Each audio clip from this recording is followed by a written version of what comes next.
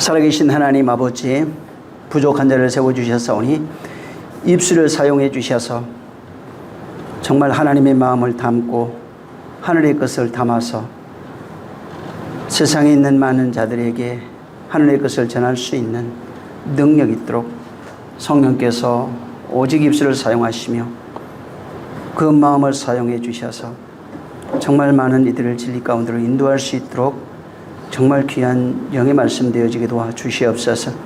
오늘도 성령이 함께 하셔서 멀리서 혹은 또 가까이서나 또 여러 가지 모양으로 말씀을 듣고 은혜 받기를 사모하는 심령들을 기억해 주셔서 저들이 진실로 하나님을 알아갈 수 있도록 정말 종교적 열심에 미어 있는 자 되지 않게 하시고 자의로 하나님 앞에 나와 내 의를 가지고 하나님 앞에 정말 은혜 구하는 자도 되지 않게 하시고 오직 성령에 감동되어져서 하나님 아버지의 기뻐하시고 또 선하시고 그 기쁘신 뜻이 무엇인지 알아서 하나님이 인도하시는 그대로 지으시는 그대로 지어져서 진실로 하나님의 아들이라 일컬는 자들이 되어질 수 있도록 우리를 축복하여 주시옵소서. 성령이 함께 하시길 원하며 예수 이름으로 축복하고 기도했습니다. 아멘. 자, 오늘 계시록 12장 봅니다.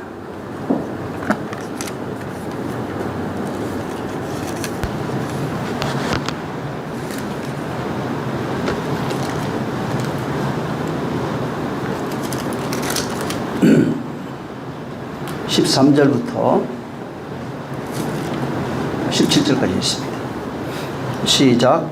용이 자기의 땅으로 내어 쫓긴 것을 보고 남자를 낳은 여자를 핍박하는지라.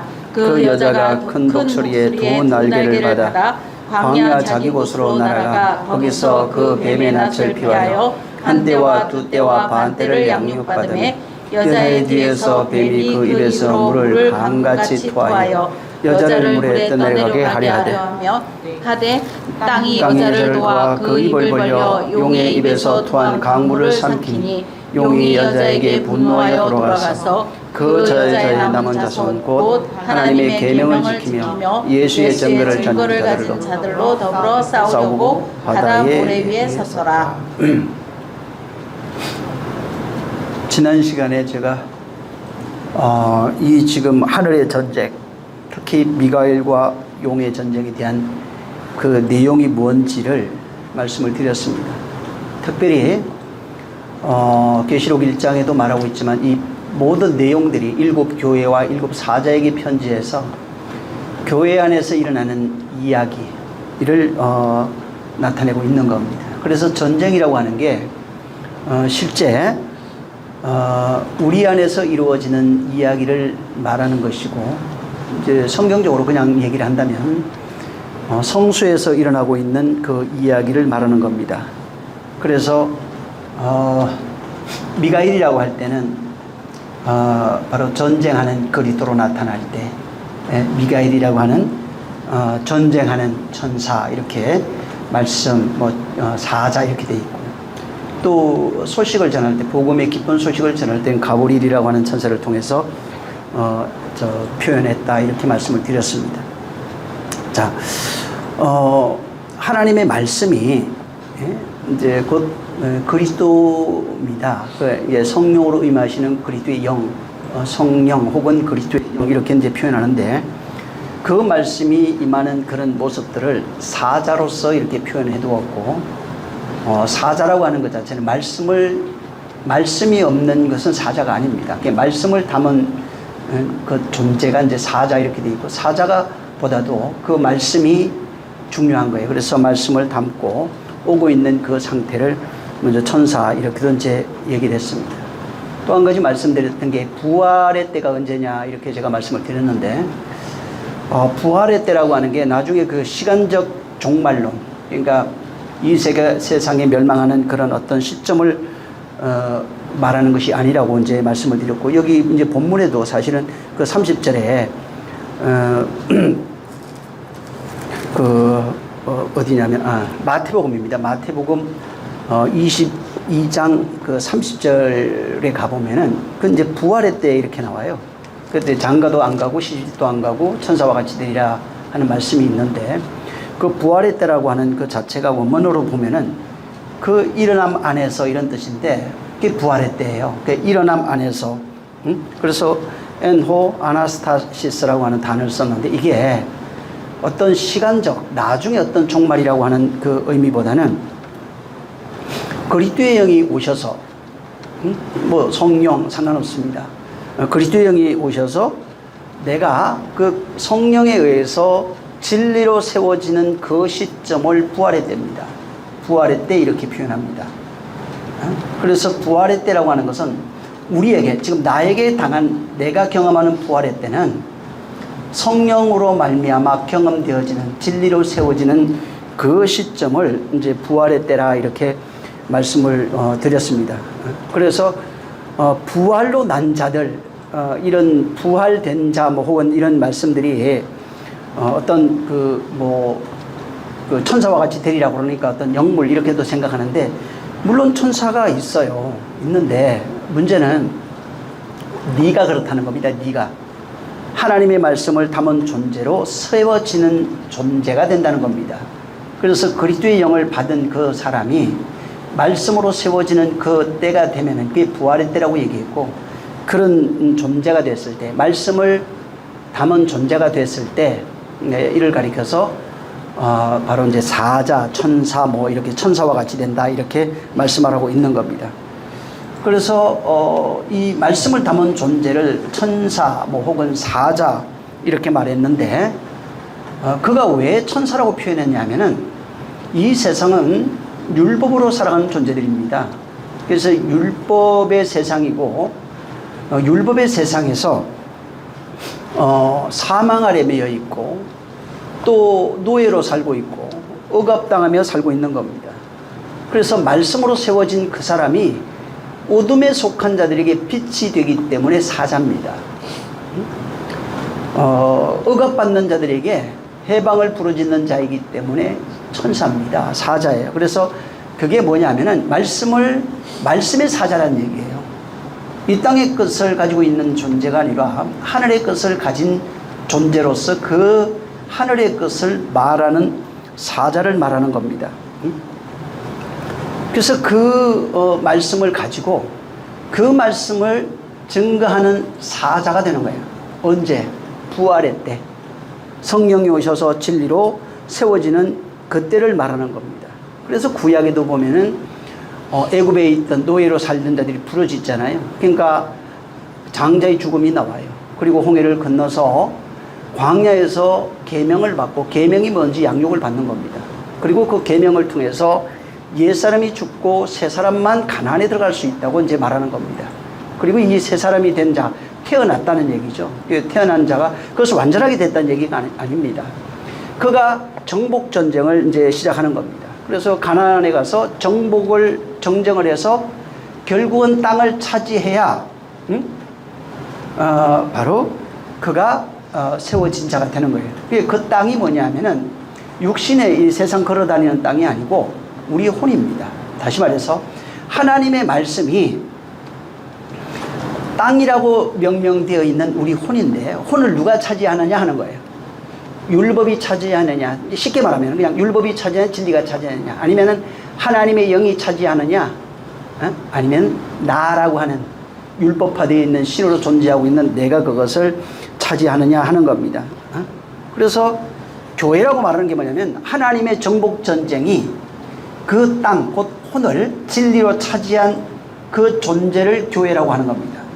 그래서 하나님의 정복 전쟁에서 승리하셨을 때, 하나님이 승리했다는 것은 내가 부활의 때, 곧 말씀으로 진리로 세워지는 존재, 그때를 말합니다. 그래서 그를 교회라고 말합니다. 그래서 교회가 승리한다고 하는 것은 내가 음부에 세운 이 교회가 결단코 음부의 권세가 이기지 못한다고 마태복음 16장에 말했는데 그 얘기입니다.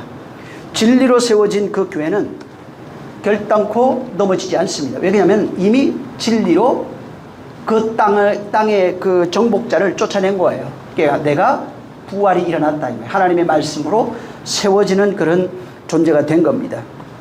그래서 계시록이 말하는 어떤 그런 전쟁 이야기 이런 게 많이 있죠. 그 다음에 여자와 여기도 본문에도 이제 사자, 여자와 사단에 관한 이야기, 미가엘, 이런 전쟁들이 전부 다 이해해야 되는 것은 몸 밖에서 우리가 뭐 나중에 주님이 오실 때 막 천사 와가지고 다 멸망시켜버리고 이런 거를 상상하라 하는데 그것이 아니라 실제는 하나님의 말씀이 내 안에 진군에 들어와서 내 안에서 일어나는 그런 영적 전쟁을 말하고 있는 겁니다. 그래서 그 전쟁이 어떻게 일어나느냐 하는 거예요. 그래서 전쟁의 그 내용은 옛 자아가 신으로 살고 있는 그 혼인데 거기를 진리라고 하는 하나님의 그리스도의 영이에요. 하나님의 영, 그리스도의 영, 로마서 8장 그렇게 되어 있습니다. 성령 이 세 가지가 나와 있는데 그 영으로 말미암아 그 옛 자아가 죽는 죽음을 말합니다. 그래서 반드시 승리라고 하는 것은 옛 자아가 죽어야 되는 거예요. 옛 자아가 죽지 아니하면은 하나님의 승리가 없는 겁니다. 그래서 옛 자아가 죽고 하나님의 승리가 되는 게 거듭남이라고 그래요. 보여지는 하나님이 그걸 거듭났다고 그래요. 거듭남이 어떤 그냥 아예 착하고 참 못된 사람이 훌륭한 사람으로 바뀌었어요. 그것도 물론 그 넓은 의미의 거듭남 맞아요. 하나님은 근데 세상에 있는 거듭남을 가져다가 하나님이 야 이게 거듭남이 뭔 줄 아느냐?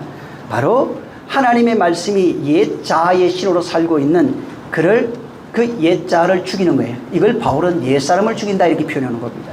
그래서 옛 사람이 죽고 새 사람이 사는 것이 하나님의 승리, 교회의 승리예요. 그래서 교회라고 하는 것은 하나님의 승리를 같이 하고 있는 자들입니다. 그러니까 하나님의 승리가 없으면 교회가 되지 않아요. 건물이라고 하는 것은 이건 교회가 아닙니다. 우리가 지금 너무 오해하고 있는 것 중에 말은 그렇게 하면서도 이해한다고 하는데 이해를 못하는 게 건물은 교회가 아닙니다. 우리 옛날에 그런 얘기를 예배당 그랬어요. 맞아요. 예배하는 장소지 교회는 성도 자신을 말합니다. 그래서 교회는 그 안에서 교회에서 하나님께 드려지는 것이 있어야 돼요. 성소에서 일어나는 모든 일들이 뭐냐면 내 안에서 일어나는 이야기입니다. 몸 밖에서 하는 이야기를 통해서 가르쳐 준 거예요. 가르쳐 주면서 네 안에서 이런 것이 있어야 돼. 네 안에서 뜰에서 죽는 예수의 죽음이 있어야 돼. 양의 죽음이라고 표현해 놓은 거예요. 성소에서 섬기는 내용들이 뭔지를 설명해 주고 지성소에서 하나님 만나는 것이 무엇인지를 설명해 주고 하나님 만난 자가 다시 뜰 밖으로 나와서 완전히 밖으로 나가서 거기에서 성전 밖에 있는 자들에게 복음을 외치는 것이 무엇인지를 계속 설명해 줬는데 그 내용을 이해하지 못하는 겁니다. 응? 그래서 이게 성경에 이제 여기 계시록에 특히 하늘, 땅, 뭐 바다 이런 것들이 괜히 많이 나오잖아요. 이런 것들이 전부 다 하나님 나라를 설명하는 것인데 그 나라가 어떤 나라인지를 또한 같이 설명하고 있어요. 그러니까 몸 밖에서 있는 나라들이 아닙니다. 하늘 된 존재를 말합니다. 땅을 얘기해요. 바다에서 땅과 하늘이라고 하는 이 세 가지 개념이 뭐냐면 성소예요. 바다는 뜰입니다. 땅은 성소예요. 하늘은 지성소를 말하는 겁니다. 그래서 이것을 통해서 야 이게 너잖아 이렇게 가르쳐 주는 거예요. 애굽이 그게 뜰이에요. 광야가 성소예요. 거기가 땅이라고요. 그 다음에 가나안이 있죠. 가나안이 하늘이에요. 이걸 계속해서 반복적으로 설명하고 있는 겁니다. 성경 전체는 그런 얘기예요. 하늘과 땅과 바다라고 하는 것을 통해서 그 가운데 거하는 자들 계속 이런 얘기를 하잖아요. 하늘에 있는 자가 있어요. 땅에 있는 자도 있고 바다에 있는 자도 있고 이렇게 말합니다. 그래서 성경에도 하늘과 그 가운데 거하는 자들 이게 거한다 그러겠어요. 그게 장막을 치다라고 하는 단어인데 스케노라고 하는 단어입니다. 이거는 뭐냐면 하나님이 우리 안에 장막을 치는 상태를 말해요. 마태오 요한복음 1장에 있는 말씀이 육신되어 우리 가운데 거하심이 할 때 그 단어인데 말씀이 우리 안에 장막을 치다라고 하는 뜻으로 되어 있어요. 그래서 말씀이 우리 안에 들어와서 하나 되는 그 표현을 그렇게 표현해 놓은 겁니다. 장막을 쳤다는 게 그분이 우리와 하나 되었다 이런 표현으로 되어 있는 겁니다. 우리 안에 그분이 거하시는 것을 장막을 치다 이렇게 표현해 놓은 거예요. 그리스도의 영이 우리 안에 거하시는 것을 말하는 겁니다. 그래서 요한계시록에 이 표현이 있는데 이것도 마찬가지예요. 하늘에 거하시고 하는 게 성도 안에 장막을 치는 상태를 하늘에 거하시고라고 하는 표현으로 써놓은 겁니다. 그래서 성경 이 요한복음은 특히 사람들은 이것을 미래에 있을 이야기에게 시대적 종말론으로 이것을 봤지만은 실상은 뭐냐면 교회들에게 지금 2000년 전에 예수님 떠나시고 성령에 의해서 요한을 통해서 7 교회와 7 사자들 그에게 편지한 내용이에요. 지금 그때로부터 되어지는 내용입니다. 현재 살고 하나님은 산자의 하나님이라 죽은 자의 하나님이 아니라고 그랬죠. 그들에게 그대로 적용되는 내용이에요. 1000년 전의 사람들에게 그대로 적용되는 내용이고 오늘날 이 시대를 살아가고 있는 사람들에게 그대로 적용되는 그런 내용이에요. 응? 그래서 이게 하나님이 거하시는 것. 그 쫓겨나는 것도 있죠. 에덴에서 쫓겨나 가지고 저 밖으로 쫓겨나는 그 아담과 하와의 얘기를 합니다. 거기가 뭐예요? 하나님이 함께 계셨고 나왔잖아요. 에덴에 동산에 거느시는 하나님을 봐요. 그게 하나님이 함께 있는 그 하늘을 상징해요. 쫓겨난 것이 땅이에요. 거기서 더 멀리 쫓겨난 것은 가인이에요. 응? 그는 저 멀리 쫓겨났어요. 응? 그러니까 이게 어떤 이 장소를 통해서 계속해서 무엇을 말하고 있는 거예요. 애굽의 삶이 무엇인지, 광야에서 일어나고 있는 것이 무엇인지, 또 가나안에서 일어나고 있는 내용이 뭔지. 그래서 이게 성경에 물고기 잡는 얘기 많이 나오잖아요. 예수님이 저 바다로 갑니다. 거기서 사람을 건져내요. 마치 그물을 바다에 던지라고 그러잖아요. 땅에 던지라는 얘기 없잖아요. 바다에 던져서 물고기처럼 살아가고 있는 인생, 머리가 없이 꼬리로 사는 인생이라는 뜻이에요. 너는 머리 없는 존재야. 인생은 율법 아래 있는 자가 전부 다 머리가 없어요. 그래서 바다에 그 그물을 던져서 거기에서 건져서 땅 위로 올라오는 겁니다. 그래서 바다에 물고기로 살아가는 그 인생들이 땅 위에 올려와가지고 땅에서 하나님의 말씀을 받는 거예요. 땅에 있는 자들이 그래서 하나님의 말씀을 받고 그 말씀이 뭔지 양육을 받는 겁니다. 그리고 난 이후에 말씀을 받은 그가 가나안이라고 하는 하늘로 들어간다는 얘기예요. 가나안이라고 하는 하늘이 된다는 얘기입니다. 그 말씀을 통해서 싸워 이기면 무슨 얘기냐면 그 말씀을 받고 말씀을 깨달아서 옛사람 죽이면 이런 거예요. 그러면 가나안이라고 하는 하늘이 된다 하는 겁니다. 그래서 하늘이라고 하는 것들이 전부 다 그리스도의 영으로 세워진 자들, 그리스도의 성전이 된 자, 그리스도인이 된 자, 이런 겁니다.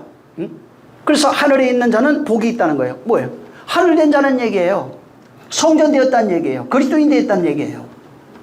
땅에 있는 자는 화가 있다고 그러잖아요. 여전히 아직 하나님의 말씀을 받지 못한 상태예요. 땅에 있어요. 바다에서 얹어와서 땅까지 왔는데 땅에 머물러 있으면 화해요. 그 내용이에요. 왜 땅에 머물러 있어요? 아직 진리로 세워지질 못한 것을 말합니다. 하나님의 말씀을 받았는데 뭘 받았냐면 율법을 받았는데 율법이 뭔지 몰라요. 율법의 내용이 진리로 바뀌어야 되는 겁니다. 바다에 있던 자들은 아무것도 몰라요. 그냥 끌려오는 겁니다. 마치 애굽에 있던 자들은 아무것도 몰라요. 하나님이 살려준대 하니까 그냥 딸려 나온 겁니다. 근데 광야에 와서는 하나님의 말씀을 받아야 되는 겁니다. 바다에서 땅 위로 올라와서 하나님의 말씀을 받고 그 말씀이 무엇인지를 깨달아야 되는 겁니다. 이렇게 땅 위에서 하나님의 말씀을 받았는데 그 말씀으로 그 말씀이 뭔지 그것을 깨달으면 그 말씀으로 정말 옛사람이 죽는 그 전쟁을 통해서 가나안이 되어버리는 거예요. 하늘이 되어버리는 겁니다. 근데 그 내용을 모르면은 어떻게 되냐면은 하나님 광야에서 율법을 받는데 율법이 진리인지를 몰라요. 그럼 여전히 옛사람으로 있는 겁니다. 옛사람으로 있으면 어떻게 되냐면 거기서 죽는 거예요. 하나님을 알지 못하는 거예요. 가나안에 못 들어가는 겁니다. 그 상태, 율법을 받았으나 그것이 무엇인지 알지 못하고 여전히 애굽을 그리워하고 있는 상태를 뭐라고 표현했냐면은 마귀, 귀신들, 이런 여러 가지 표현이 있어요. 세상을 사랑하는 자, 여전히 율법 아래 속하여 정죄를 받고 있는 자, 그래서 정죄받아 고소하는 자, 율법 아래 속해서 율법으로 살아가고 있는 그 존재를 그대로 표현해 놓은 겁니다. 13절 이제 본문에 용이 자기가 땅으로 내어 쫓긴 것을 보고 남자를 낳은 여자를 핍박한다 이제 돼 있는데 이거 마찬가지예요. 전부 다 이게. 그러니까 핍박이라는 게 외적인 게 아닙니다. 물론 예수 믿고 우리가 정말 하늘의 것을 알고 전하다 보면은 이단도 욕먹고 별의별 거 욕을 먹겠죠. 핍박. 그것도 핍박 맞습니다. 근데 이 성경에서 말하는 핍박은 그런 정도의 핍박이에요. 그건 외부에서는 그런 정도를 말하는 게 아니라 내적인 핍박이에요. 말씀을 통해서 하나님의 말씀이 나를 공격하는 핍박을 말합니다. 진리가 율법으로 살아가고 있는, 율법의 실효로 살아가고 있는 나를 핍박하는 그 내용을 말하는 거예요.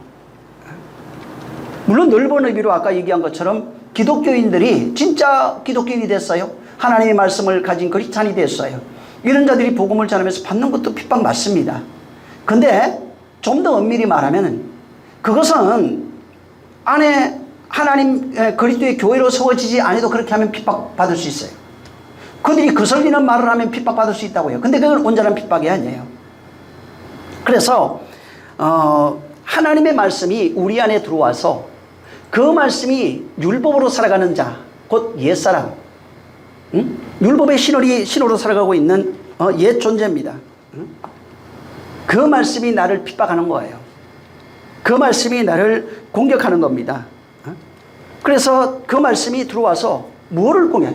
율법의 신호로 살고 있는 나, 마귀로 살고 있는 나, 사단으로 살고 있는 나, 이 계시록 얘기하면 용으로 살고 있는 나, 뱀으로 살고 있는 나, 이런 뜻이에요.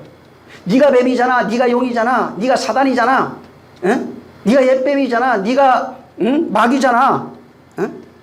이것이 폭로되는 거예요. 그래서 그 말씀이 들어와서 내가 뱀이네? 오늘날 자기가 뱀이라고 생각하는 사람 없잖아요. 내가 마귀네? 내가 사단이네? 내가 하나님의 원수였네? 이것을 깨닫게 하고 그 사단으로 살고 있는 그를 목을 베버리는 겁니다. 사단으로 살고 있는 그를 죽여버리는 거예요. 그 핍박이 있어야 되는 거예요. 그래서 마태복음 5장 10절에도 의를 위하여 핍박을 받는 자 천국이 저희 것이라고 그랬잖아요. 그 의예요. 의가 뭐예요? 의를 위해서 핍박을 받는다는 게 뭘까요? 의라니까 예수 그리스도 의 맞습니다. 맞아요. 근데 아니 그분이 그런 핍박 받았잖아요. 그거는 예수 그리스도 의 맞아요. 근데 그거하고 나하고 무슨 상관이냐고요. 의를 인하여 내가 핍박을 받아야 된다는 얘기예요. 내가 핍박받는다는 얘기가 뭐예요? 그리스도의 영, 쉽게 말해서 예수 그리스도께서 우리 몸 밖에서 십자가로 완성한 하나님의 의가 있다고요. 그게 은혜와 진리로 우리에게 주어지는데 몸 밖에서 완성하신 그 하나님의 의가 내 안에 나로 완성이 돼야 의로 핍박을 받는 자가 되는 겁니다. 그러니까 이 의로 핍박받는 것은 예수 그리스도의 의가 다시 말해서 말씀이 내 안에 들어와서 그 말씀에 의해서 내가 그리스도로 세워지는 것을 의로 핍박받는다 얘기를 한 거예요. 그러니까 내가 그 말씀에 의해서 핍박받아 그리스도의 의로 세워지는 것, 그리스도께서 완성하신 그 의로 세워지는 교회, 그리스도 의로 완성되어지는 나 자신이 하나님의 의예요. 내가 의라고요. 내가 믿으니까 의가 아니라 의로 맞아요. 그 시작되는 겁니다. 근데 그리스도로 말미암아 내 안에 세워질 때 일어나는 핍박, 환난, 고난 이런 것들이 있다는 거예요.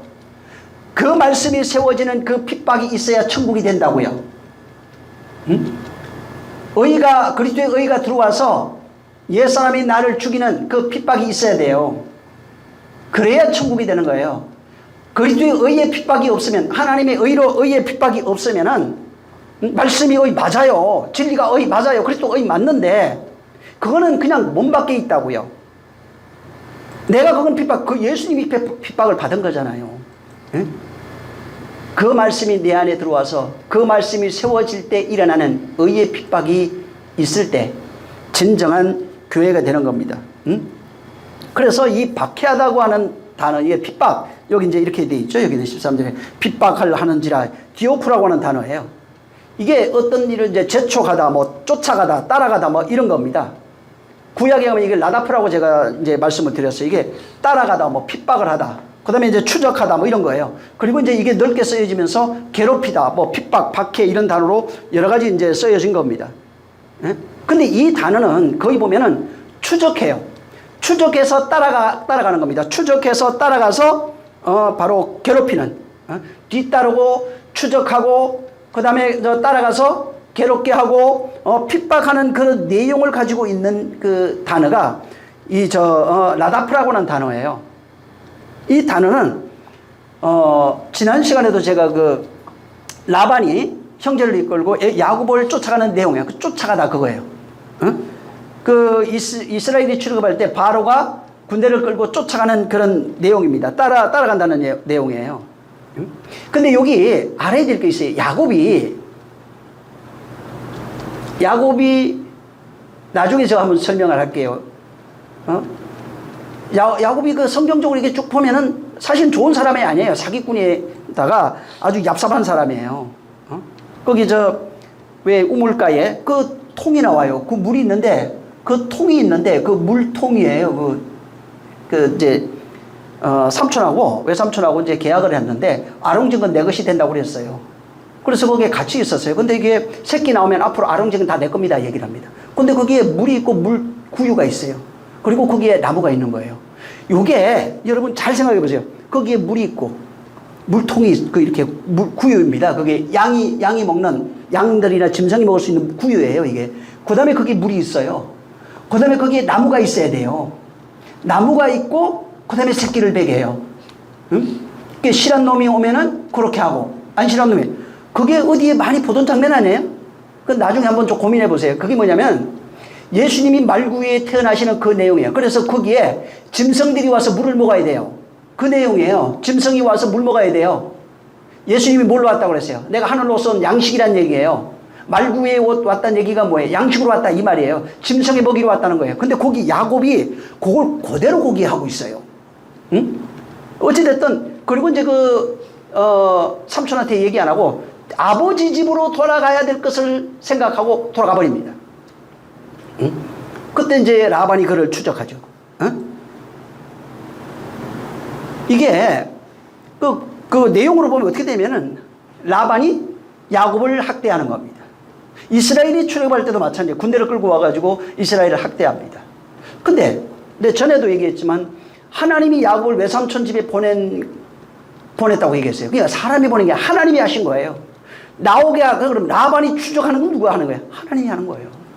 애굽에 누가 보냈어요? 하나님이 보낸 거예요. 그 애굽이 또 따라오는 건 뭐예요? 하나님이 그를 바로의 마음을 강팍해 했다고 나와요. 하나님이 했대요. 그러면 추적을 누가 한 거예요? 하나님이 한 거예요. 뭐를 가르쳐주고 싶은 거예요, 계속해서. 응? 그래서 이게 야곱을 추적하는 것도 마찬가지입니다. 네가 지금 어디에 있냐? 이스라엘을 추적하는 것도 마찬가지예요. 계속해서 거기 너희가 율법 아래에 있다는 것, 율법의 종노릇하고 있다는 것, 사망 아래에 있다는 것을 가르쳐주기 위해서 끊임없이 그를 추적하고 있어요. 이리 끌고 가고 저리 끌고 가고 계속해서 그런 일을 반복하고 있는 겁니다. 야곱이 20년 종살이 했잖아요. 그래도 종살이 했던 것이 뭔지를 가르쳐주는 거예요. 용살이 한 게 뭐냐 이 말이에요. 라반이 누구예요? 율법의 신이에요. 그러니까 여러 가지 모양으로 그렇게 표현해 놓은 거예요. 용의 자리에 앉아있는 자요, 사단의 자리에 앉아있는 게 바로도 똑같은 거예요. 신이에요. 응? 그가 용의 자리에 앉아있고 사단의 자리에 앉아서 그들을 억압하고 있는 자들이에요. 그리고 이 12아들 얻으니까 이스라엘이 되니까 바로 야곱이 나오는 것이고 그 다음에 이스라엘이 애굽에서 나오는 겁니다. 그리고 하나님은 계속해서 그를 추적하는 거예요. 그래서 성경이 야곱이 너가 어떤 존재인지를 계속 바로 고발하고 있어요. 야곱의 삶, 야곱의 인생을 통해서 하나님이 그를 추적하면서 그를 계속 고발하고 있어요. 이스라엘이 애굽에 갔잖아요.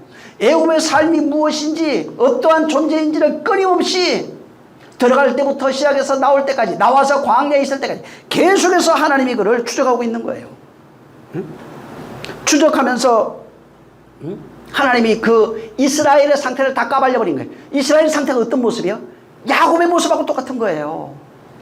야곱의 모습이 어떤 모습인지를 전부 다 거기서 다 까발려버렸어요. 이스라엘의 모습이 어떤 것인지 전부 다 까발려버린 겁니다. 그래서 하나님이 라반 외삼촌하고 헤어지고 야복강가에 왔을 때 하나님과 씨름하는 장면이 있잖아요. 32장. 거기서 아직까지 씨름하다가 환도뼈가 다 위골돼 버렸어요. 다리 저는 자가 됐다고요. 뭐예요? 율법으로 살아가는 존재인 것을 본인이 깨달았어요. 하나님이 그를 가르쳐줘 율법으로 살아가는 존재인 것을 깨닫고 이제 하나님의 은혜로 내가 살겠습니다. 하나님 없이는 안 됩니다. 당신이 내 주인입니다. 라고 다리 저는 자로 분의 1이라고 하는 아침을 맞은 거예요. 분의 1이 뭐예요? 무슨 뜻이냐면 하나님의 얼굴이라는 뜻이에요. 응? 그러니까 자기가 다리 저는 자인 율법에 속하여 다리 저는 자인 것을 깨닫고 나니까 하나님의 얼굴을 봬요. 그래서 이게 계속해서 하나님이 그를 추적하고 추적해서 만들어 가시는 그런 내용이 그 안에 있는 거예요. 그러니까 야곱에게 무엇을 원하시요? 네가 이스라엘 되길 원하시는 거예요. 애굽에서 그들을 추적합니다. 그들을 끌고 나오세요. 하나님이 뭘 원하세요? 진정한 이스라엘, 하나님의 백성 되기를 원하시는 겁니다. 그래서 마찬가지예요. 여기 지금 계시록 12장에도 나와 있지만 여기 하나님이 뒤쫓아요. 하나님이 이스라엘을 추적하는 겁니다. 핍박하는지라 디오코 추구하다 박해하다 이런 거예요. 구약에 라다프라고 하는 단어가 썼다고 그랬잖아요. 그래서 결과적으로 이렇게 보면은 핍박하는 존재가 누구냐면은 여자를 핍박하는 게 겉모양은 용이요 사단이요 뱀이요 이렇게 돼 있어요. 용으로 살고 있는 존재가 바로였고 라반이었고 세상이 그런 겁니다. 우리 자신이었고 이것을 밝히면서 하나님이 말씀하시는 것은 바로 실제는 욥기를 통해서 사단을 통하여 욥을 핍박한 게 하나님이라는 거예요. 그 내용을 말해주고 싶은 거예요. 무엇을 깨닫게 하는 거예요? 자기 의로 자기의 만족으로 살아가고 있는 욥, 바로 자기 의와 자기 만족으로 살아가고 있는 자기 뜻으로 살아가고 있는 야곱, 바로 애굽에 내려가 있던 이스라엘과 똑같은 거예요. 하나님이 바로 그들을 추적하시고 그들을 핍박하신다는 겁니다. 그래서 그 핍박이 내게 이루어져야 하나님이 그리스도의 의로 내가 세워지는 존재가 되는 거예요. 하나님의 핍박이 없으면은, 핍박이 다시 말하지만 외부에 있는 게 아니라고요. 하나님의 핍박은 내 안에 있는 거예요. 그걸 이스라엘의 역사를 통해서 보여준 거예요. 출애굽이라고 하는 건. 야곱의 인생을 통해서 보여준 거예요. 욥의 인생을 통해서 계속 보여주고 있는 거예요. 하나님이 바로 너를 추적한다는 거예요. 그리고 너를 박해한다는 거예요. 실제 보여지는 껍데기는 뭐냐면 사단이 욥을 핍박하잖아요. 근데 누가 허락했어요? 하나님이 하신 거라는 거예요. 그러면 욥 입장에서 누가 하신 거예요? 당장 경험한 건 사단이에요. 근데 그 뒤에 누가 있었냐면 하나님이 있다는 거예요. 모든 박해와 환난과 핍박에 하나님이 있다는 거예요. 네? 왜 그걸 있다는 거예요? 네가 이스라엘 되길 원하는 거예요. 진짜 이스라엘, 참 이스라엘. 무슨 얘기냐면 하나님의 백성이라는 얘기입니다. 구약에 그렇게 표현하고 신약에 와서는 뭐라고 되냐면 네가 그리스도인 되어지길 원한다는 거예요. 교회 되길 원한다는 거예요. 정결한 신부가 되길 원한다는 거예요. 너와 내가 하나 된 자가 되기를 원한다고 말하는 겁니다. 그래서 이게 정말 우리가 내가 진리로 세워지면 다윗하고 똑같은 고백할 수 있어요. 시편 23편 6절에 나의 평생의 선하심과 인자하심이 정녕 나를 따른다는 거예요. 이게 누구예요? 하나님이 나를 추적한다 이 말이에요. 다윗이 자기 옛 과거를 돌아보니까 하나님이 나를 추적하셔서 나를 그렇게 이끌어 오셨다는 거예요. 나를 만들었다는 거예요. 지금의 우리의 모습이에요. 다윗이 아무 보잘것없는 그런 존재로 살고 있던 자가 하나님이 그에게 기름 부었고 난 이후부터, 성령이 오시고 난 이후부터, 그때부터 하나님이 나를 그렇게 다윗 왕이 될 때까지 만들어 가신다는 겁니다. 그래서 하나님의 의가 나를 따르고 있다는 겁니다. 그래서 지금 그리스도인으로 세워진 자가 자기 과거를 회상해 보면은 모든 것이 하나님의 은혜였네요. 그때 그 사람이 나쁜 사람이고 이 사람이 나쁜 사람이고 돈 문제, 건강 모든 문제가 있죠. 그게 사단이고 마귀고 귀신이 그런 것이고 맞아요. 근데 실제는 뭐냐면 하나님이 그 뒤에서 나를 다윗 왕과 같은 자로 만들어가고 있는 거예요. 쉽게 말하면 하나님의 아들로 만들어가고 있는 겁니다. 그래서 하나님이 나를 만들어 가시는 그 박해하는 그분이 나를 인도하시는 것이 있었다 이 말이에요. 그분의 인도하심, 역사하심이 있었던 거예요. 실제 다윗이 경험한 것은 사울왕이 자기를 핍박하는 거, 형들이 또 자기 별로 잘난 것도 없으니까 자기를 무시하는 거. 아버지도 그랬잖아요. 근데 표면상 보여지는 내가 육체로 경험한 건 그런 거였어요. 근데 왕이 되고 난 이후에 자기를 돌아보고 회고해 보니까 이게 하나님의 인도하심 라다프라고요. 내가 그리스도로 세워지지 않으면 내가 지나왔던 모든 과거가 그 사람이었어요. 그 사람이 믿고 돈이 믿고 육체가 믿고 다 그런 거예요. 근데 뒤돌아서 보니까 하나님의 인도하심, 하나님의 역사하심이에요. 나를 인도하셔서 핍박하시는 그 하나님의 역사하심이라 이 말이에요. 그래서 어떻게 역사한 거예요? 다윗이 보니까 하나님의 선하심과 인자하심이 나를 그렇게 했대요. 하나님의 선과 인자가 나를 그렇게 핍박했대요. 그래서 따르리니가 그 핍박이에요. 들어가 보면 하나님의 선하심과 인자하심이 나를 그렇게 핍박해서 나를 만들었다는 겁니다. 무슨 얘기, 육체적으로 나를 괴롭게, 그것도 맞아요. 맞는데, 실제는 뭐냐면, 그 과정 속에서 사울의 핍박을 통해서 자기 안에 나를 핍박하시는, 옛사람을 죽이시는 하나님의 그 핍박이 있었다, 이 말이에요. 그래서 실제 사울이 핍박을 한 건 맞지만은, 그게 육체로 경험된 거예요. 그렇지만은, 그것이 아니라 하나님이 그 사울을 통해서 나를 만들어 가셨다는 것이 하나님의 은혜라는 거예요. 그래서 하나님의 은혜라고 말하려면 은혜가 있잖아요. 이게 예수의 은혜입니다. 이거 우리가 엄청나게 남발하잖아요. 문제는 뭐냐면 하나님의 은혜를 경험한 적이 없으면 은혜를 말할 수 없어요. 은혜 말해도 가짜예요. 응? 이 다윗왕과 같이 내가 그리스도로 세워지는 부활을 경험해야 말세라고 그랬잖아요. 언제? 내가 성령으로 세워지는 그때, 성령 임하시는 그때부터 말세입니다, 사실은.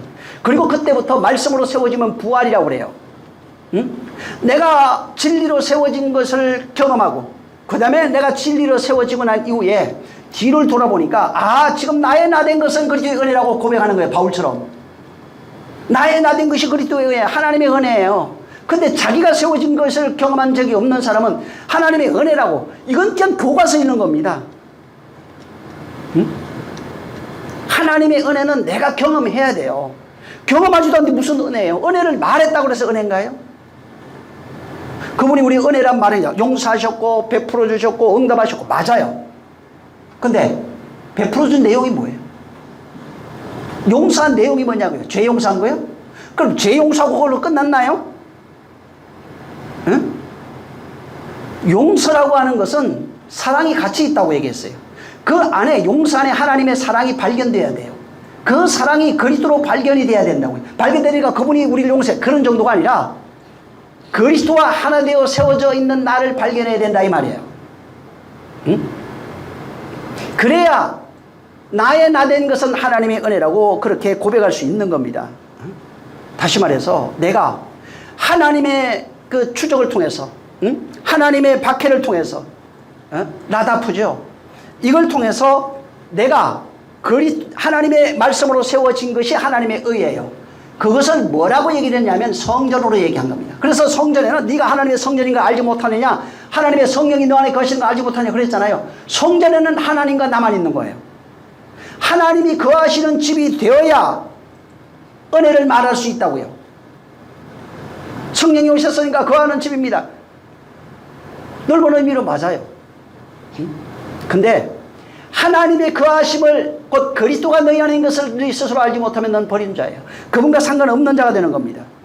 그래서 실제는 뭐냐면 하나님의 추적, 핍박이, 박해, 핍박 이런 게 뭐냐면은 당신이 거하시는 집을 만드는 내용이에요.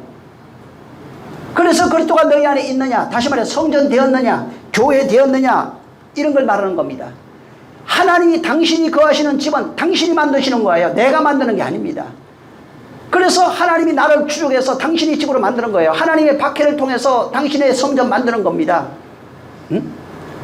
그래서 하나님이 당신이 거하는 당신의 집을 만들기 위해서 하나님이 말씀으로 우리에게 역사하는 것을 하나님의 열심이라고 그래요. 응? 그 하나님의 열심이 나를 그리스도로 만들어가는 겁니다. 나를 교회로, 나를 성전으로 만들어가는 겁니다. 이 계시록으로 얘기를 하면 나를 하늘로 만들어간다고요. 그래서 모든 사람을 추적해요. 핍박한다고요. 응? 그리고 그를 당신이 거하시는 집으로 만들어가요. 어디를? 혼을. 그래서 그 혼을 바꿔버리는 거예요. 신으로 살고 있는 자를 쫓아내버린다고요. 그걸 목 자르다고 얘기해놨어요. 그걸. 응? 그를 옛사람을 죽인다고요. 응? 그걸 또 하나님의 전쟁으로 표현해놨어요. 말씀이 들어와서 전쟁하는 거. 그게 미가엘로 표현해놨어요. 거기에 하나님의 기쁜 소식이 전거되면 가버리를로 표현해놨어요. 그래서 이게 그 말씀이 우리를 추적해서 바로 우리 안에 들어와서 우리를 핍박하는 그런 내용, 이것이 우리 안에 그 말씀에 의해서 일어날 때 고통이라고 합니다. 저주, 환난, 화, 악, 깨트리는 것 여러 가지 표현으로 이것이 쓰여져 있어요. 그래서 라라고 하는 단어가 이게 발음은 같아요. 라가 이제 보다라는 뜻도 있는 것이 있는 라가 있고, 그건 이제 달라요. 단어가 7,200으로 나가요. 근데 이제 7489라고 하는 라라고 하는 단어가 있어요. 이것도 똑같아. 발음은 같아요. 라인데 이게 뭐냐면 이거는 악, 고통, 그 다음에 화, 깨트리다 이런 걸로 표현되어 있어요. 응? 그게 라예요. 응? 그래서 이게 라다프하고 이 라가 같이 쓰여져요. 거의. 응? 동의어로 쓰여지는 게 이 라예요. 그래서 악, 깨트리다, 고통과 화, 화로다 할 때 이 단어가 쓰여져 있어요. 응? 다시 말해서 이 지금 악, 깨트리는 것, 화, 고통 이런 것들이 있잖아요. 이것이 왜 우리에게 주어지냐면 나를 하나님이 당신의 처소로 만드는 겁니다. 나를 추적해서 당신의 성전 만드는 내용이에요. 그것을 하나님의 열심이라고 해요. 그래서 하나님의 열심에는 하나님의 라다프, 이 추적하심이 있어요. 핍박하심이 있어요. 그 다음에 라라고 하는 화, 깨트림이 있어요. 이 두 가지가 같이 있을 때 이 두 가지가 내 안에서 이루어지면 내가 성전이 되는 겁니다. 하나님의 추적하심과 그 다음에 하나님의 추적, 그분의 핍박, 그걸 통해서 내 안에 화가 있어야 돼요. 깨지는 것, 나의 깨트림, 자아의 깨트림, 옛사람의 죽음, 이런 것들이 파괴되는 내용이 있어야 비로소 성전으로 만들어지는 겁니다. 그래서 하나님이 사람들이 지금 착각하는 것이 하나님이 나는 사랑만 해주시고 우리는 보호만 해주시고 우리는 저주 안 받고 우리를 안 괴롭힌다고. 여러분 출애굽기 5장 한번 보세요. 하나님이 거하실 처소를 당신이 만드는데 하나님이 우리는 지금 미신을 만들어 놨어요. 하나님을. 그래갖고 하나님은 그냥 자기가 생각하는 좋은 하나님만 만들어 놓은 거예요. 어떤 데는 악한 하나님으로 만들었잖아요. 이슬람 같은 데는. 5장 22절 한번 읽어보세요. 자, 22절 시작. 모세가 여호와께 돌아와서 구하되 주여 어찌하여 이 백성으로 학대를 당케 하셨나이까? 어찌하여 나를 보내셨나이까? 여기 보세요. 이스라엘을 표면적으로 확대한 건 누구죠? 바로잖아요. 근데 이 모세는 지금 뭐라고 그랬어요? 하나님이 학대했대요. 방관하고 있는 거예요. 왜 하나님이 저 이스라엘 이 사람들을 학대하고 그냥 내두시는 겁니까? 민수기 한번 보세요. 11장. 민수기 11장.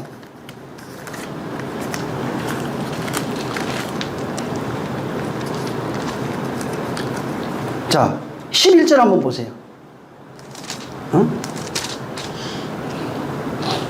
자, 11절 시작.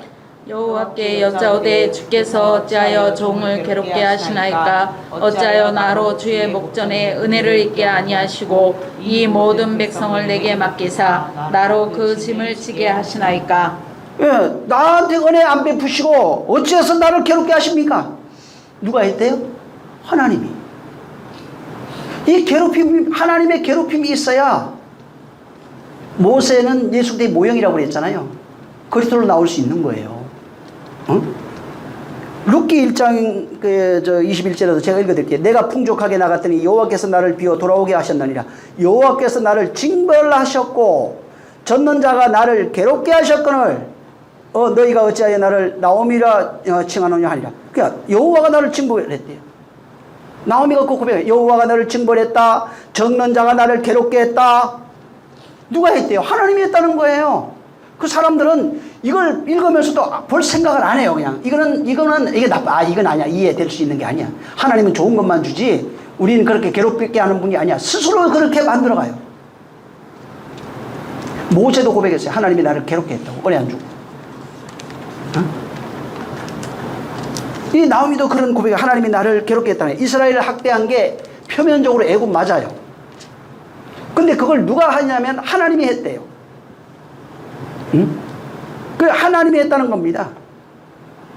나오미가 표면적으로 보면 남편이 죽고 사람들이 멸시당했죠. 표면적으로 보면 사람들이 멸시를 당했어요. 근데 그걸 뭐라고 하냐? 하나님이 했대요.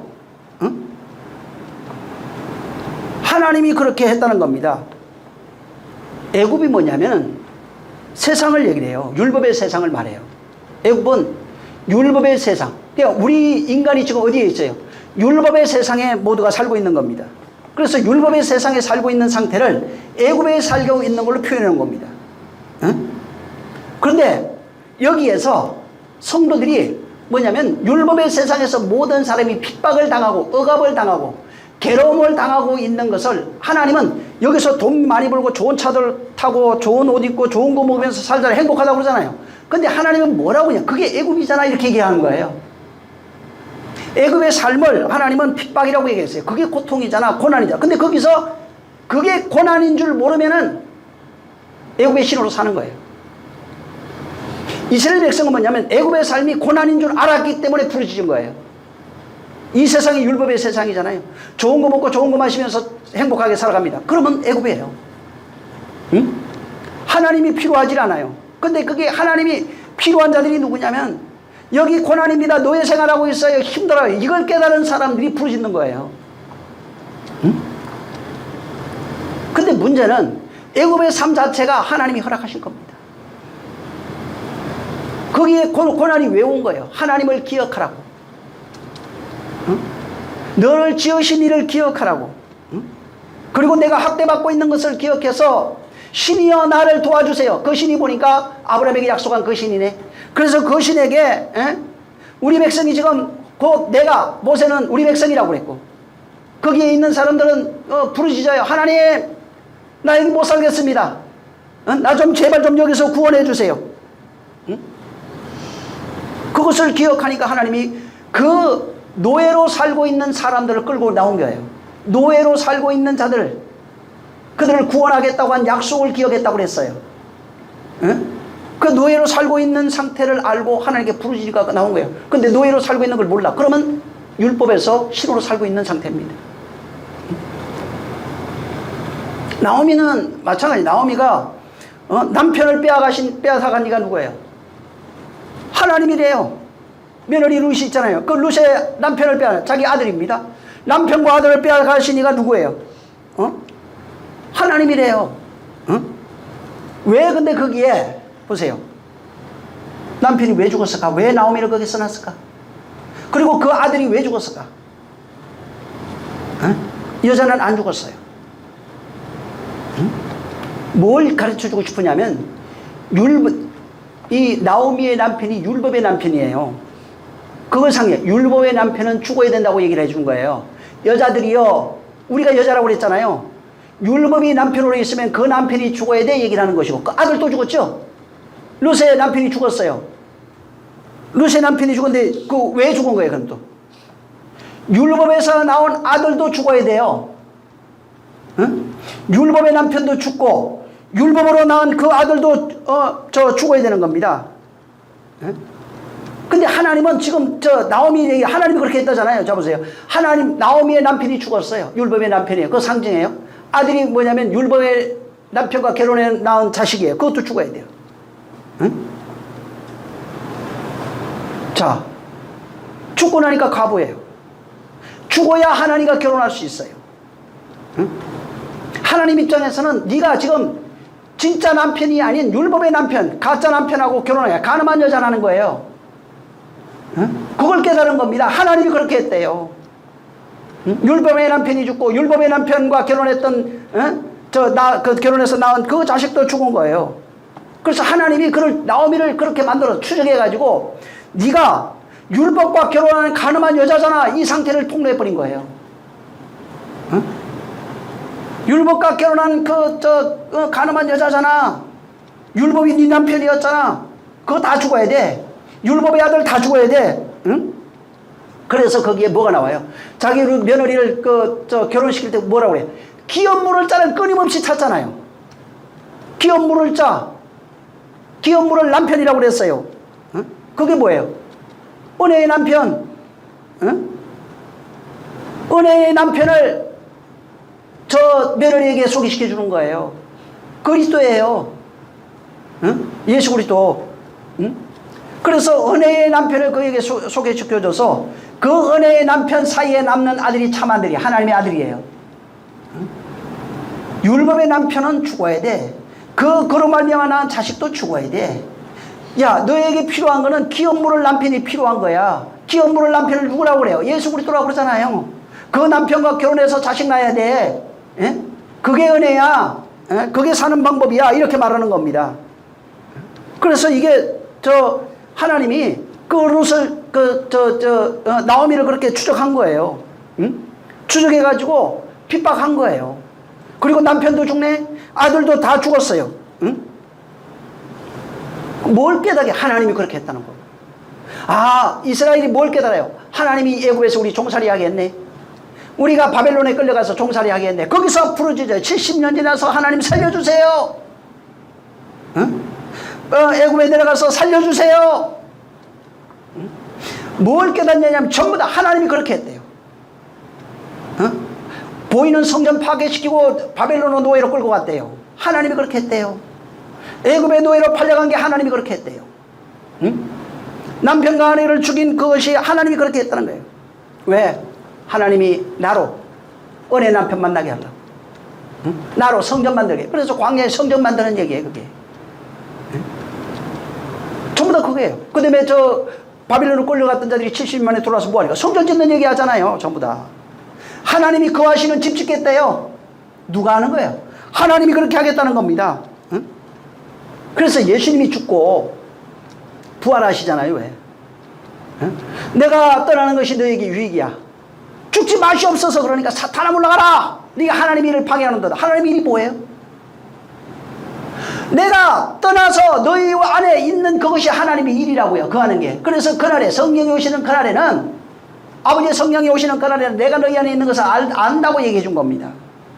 이게 큰 유익이에요. 그게 은혜라고요. 응?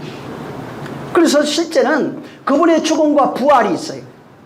그분의 죽음과 부활 성천까지가 표면적으로 보여진 거예요. 근데 재림이라고 또 돼 있네. 응? 성경에는 재림이라는 단어는 없어요. 강림이지 그냥. 응? 공중에 오리라. 공중 거리니까 전부 다 우주 생각하는 거야 또. 응?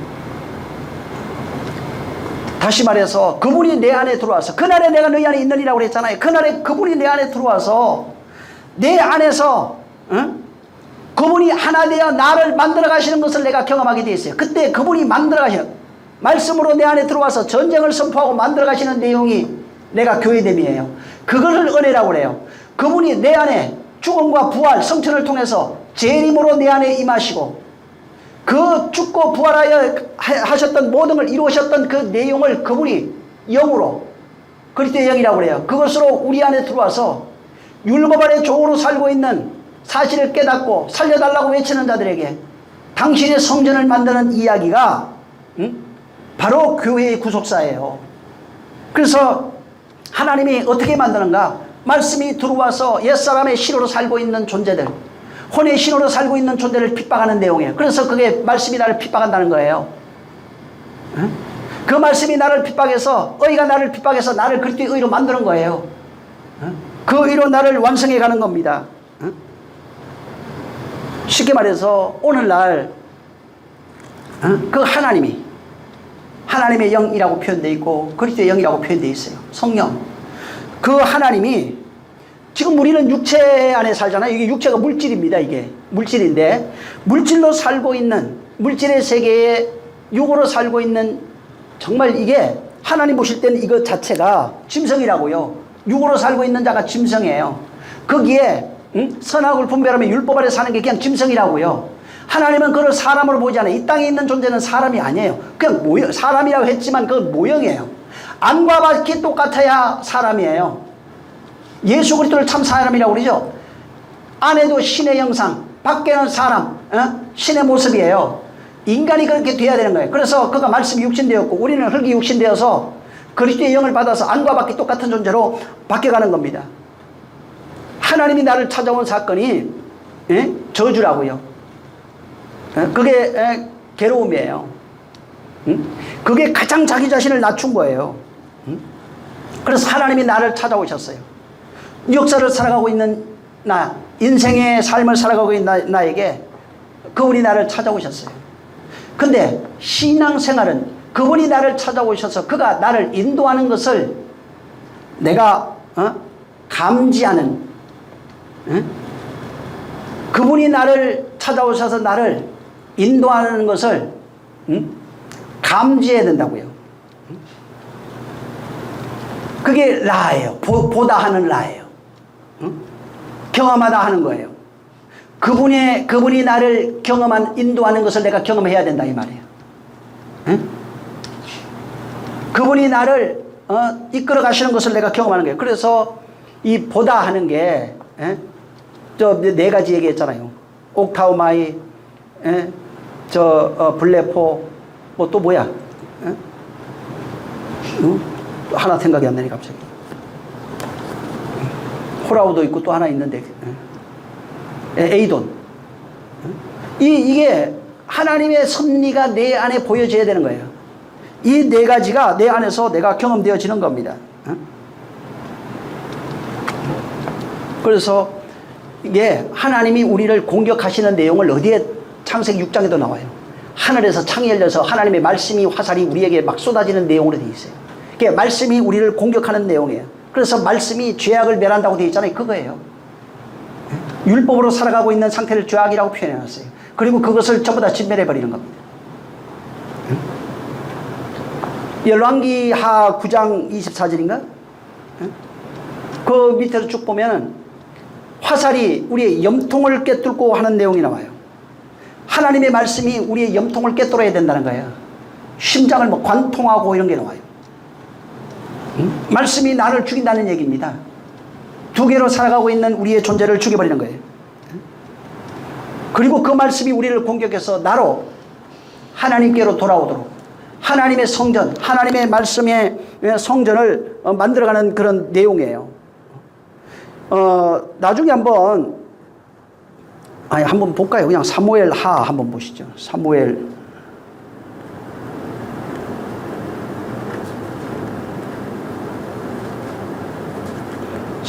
하 22장.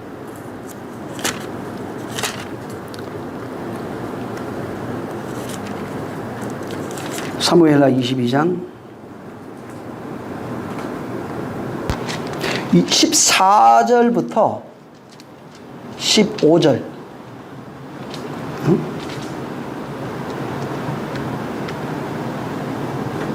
14, 15절 시작. 여호와께서 하늘에서 내 성을 바라시며 자존하신 자가 음성을 내시며 살을 날려 저희를 흩으시며 번개로 파하셨도다. 22장 나중에 한번 쭉 읽어보세요. 여기 앞에서부터 여호와는 나의 반석이시요 나의 요새시요 나를 건지시는 자요 나의 하나님 회복 구원의 뿔 막 쭉 얘기를 해요. 그리고 그분이 어떻게 나를 건지시는지에 대한 내용을 여기 해놨거든요. 근데 여기 지금 읽었던 15절에 화살을 우리에게 날린대요. 살을 날리기 화살이에요.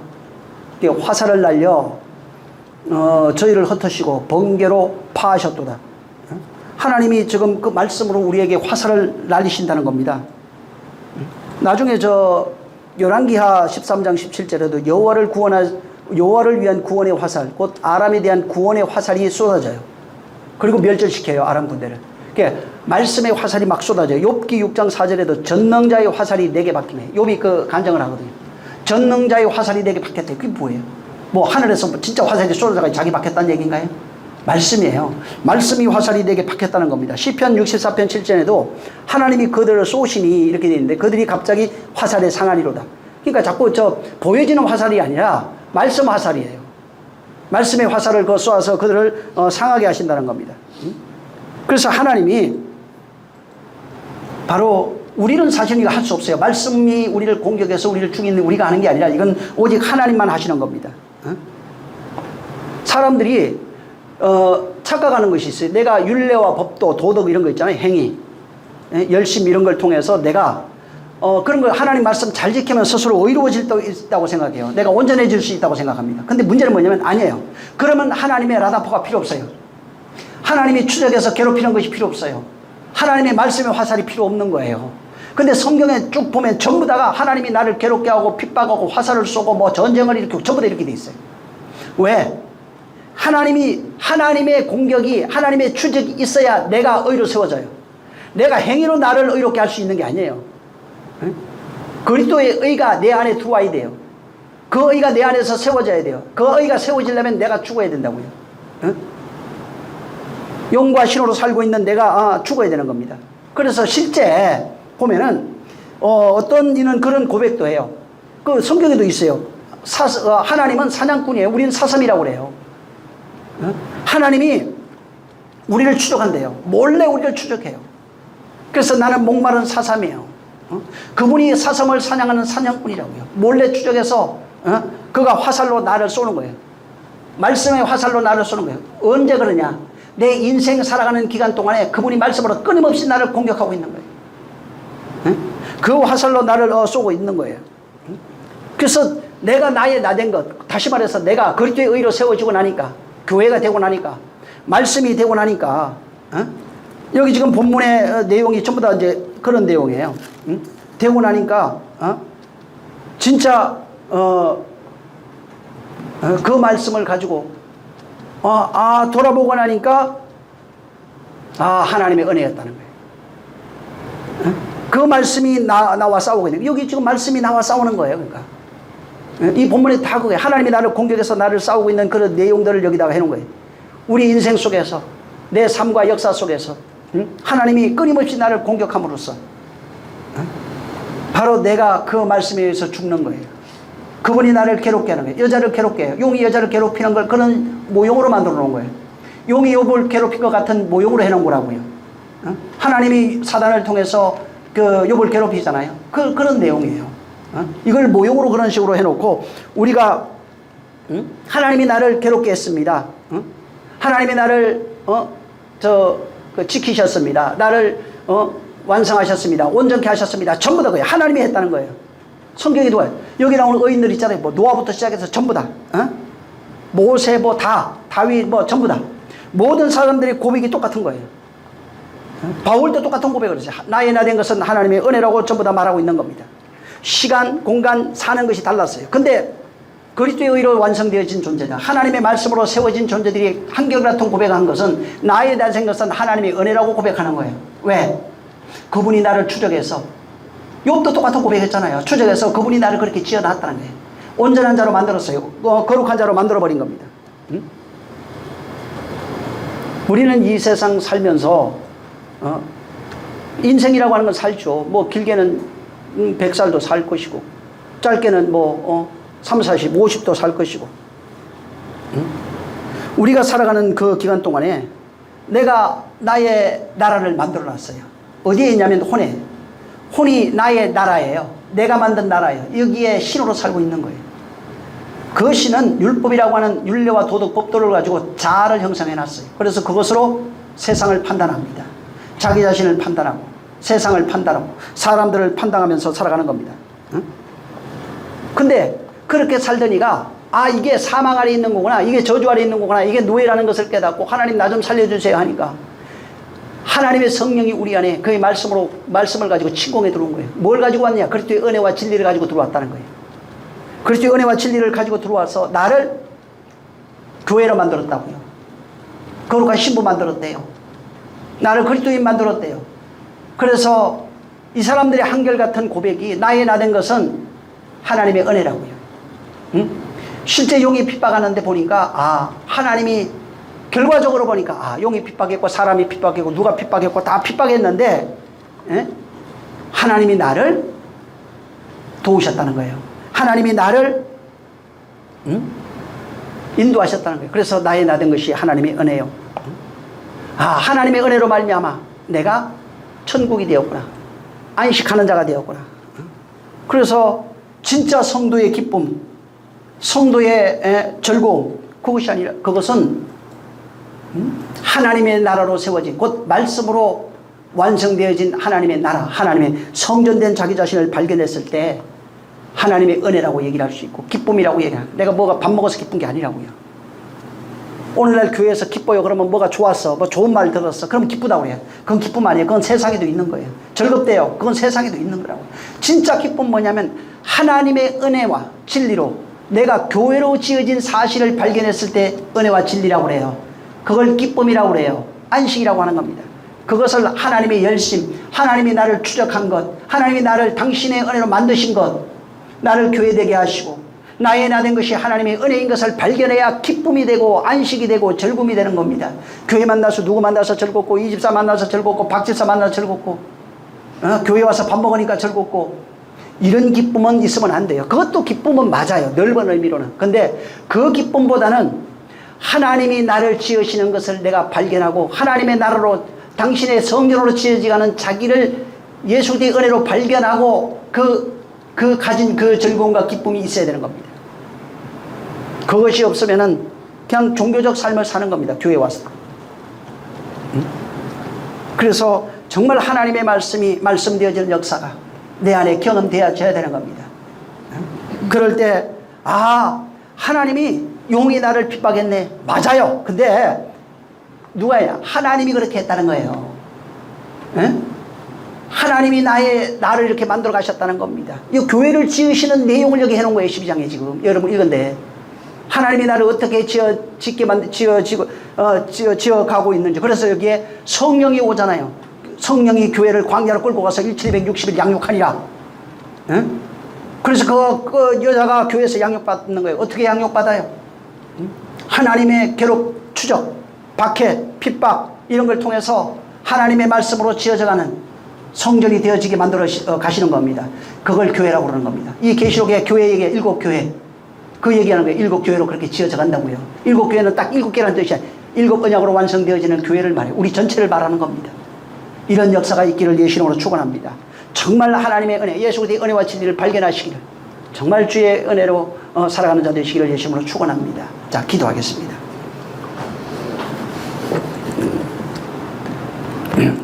살아계신 하나님 아버지 감사합니다. 욥이 하나님이 나를 괴롭게 하셨고 하나님의 화살이 나를 쏘셔서 화살로 나를 쏘셔서 나를 정말 찌르셨다고 고백하신 것처럼 나오미도 그랬고 모세도 그랬고 다 그렇게 고백한 것처럼 과거를 돌아보고 나의 지금 서 있는 나의 모습을 발견하며 하나님이 그렇게 정말 악역을 담당하시면서 용으로서 그렇게 괴롭게 하시고 뱀으로서 괴롭게 하시고 사단으로서 그렇게 괴롭게 하셔서 교회를 지으시는 하나님의 그 마음을 우리가 발견하여 진정한 교회됨이 되어질 수 있도록 역사하여 주시옵소서. 욥이 정말 사단에 의해서 괴로움을 당했으나 욥이 발견한 하나님이 나를 그렇게 하셨군요. 정말 내가 알지 못하는 것을 말했습니다. 지금까지 내 의로 살아왔던 것을 내가 자랑하였고 내가 말했다는 것을 발견하고 나니 하나님의 그 은혜가 그 창조할 때부터 어떻게 지어졌는지 나를 어떻게 만들어 가시는지를 거기에서 깨닫게 해주셨사오니 정말 이와 같은 역사 나의 인생을 통해서 나의 나 된 것은 하나님의 은혜라고 하나님이 그렇게 나를 지으셨다고 나를 이끌어 오셨다고 고백하고 간증할 수 있는 자들이 되게 하여 주시옵소서.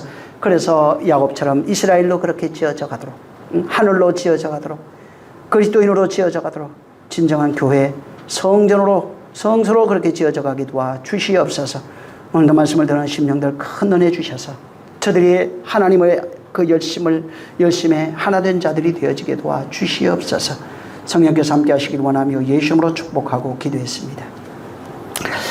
하늘에 계신 우리 아버지여 이름이 거룩히 여김을 받으시오며 나라에 임하옵시며 뜻이 하늘에서 이루어진 것 같이 땅에서도 이루어지리이다. 오늘날 우리에게 일용할 양식을 주옵시고 우리가 우리에게 죄진 자를 사하여 준 것 같이 우리의 죄를 사하여 주옵시고 우리를 시험에 들게 하지 마옵시고 다만 악에서 구하옵소서. 나라와 권세와 영광이 아버지께 영원히 있사옵나이다. 아멘. 감사합니다. 하나님 아버지 은혜 베풀어 주시옵소서. 정말 신령한 자들이 되게 하시옵소서. 하나님이 나를 양육하시고 박해하시는 내용을 알게 하셔서 정말 욥처럼 완전한 자 이스라엘이 되게 하여 주옵소서. 자, 우리 모든 영광 하나님께 돌리겠습니다. 수고 많이 하셨습니다.